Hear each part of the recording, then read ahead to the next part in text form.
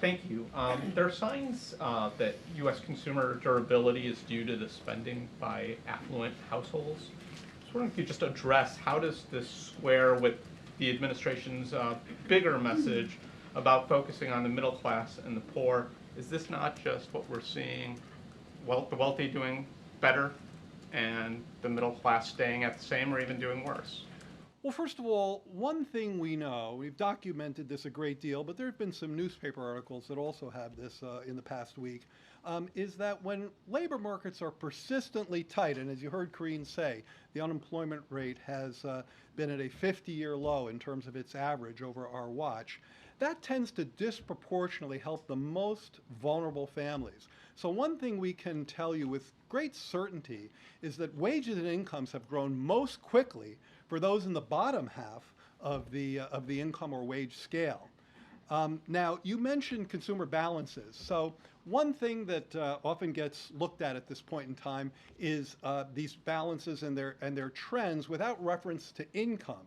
You have to really look at debt service obligations. How much people are, what is the burden on their income when they have to service their debt. So let me share a few numbers with you. Consumer debt service ratios, okay? So this is consumer debt, servicing your consumer debt as a share of your disposable income. This is a Federal Reserve number, and the most recent data is for the second quarter of this year. In 24 Q2, the consumer debt service ratio was 5.6%. 5.6% of disposable personal income for consumers to service their debt. In the quarter before the pandemic, it was 5.8%. So it's actually a tick down.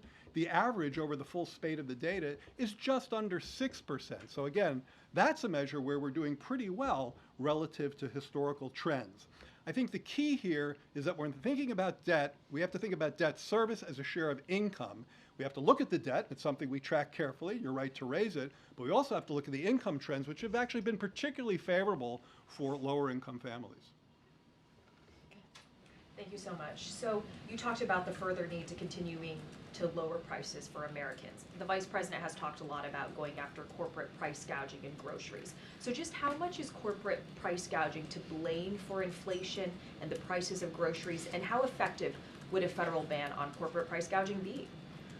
Well, one thing that has really struck me and our team at CEA and NEC is the extent to which profit margins remain elevated and labor share of income remains somewhat lower. That is, the share of national income, going to workers. Typically in a strong economy, we like to see that tilting up, and we have seen it trending up, much in the spirit of the answer to the last question I just gave, with the particular benefits going to lower income families. But profits are still quite elevated, and we see that particularly in the grocery sector. So I do think there's a connection between elevated profits and some of the price movements we've seen.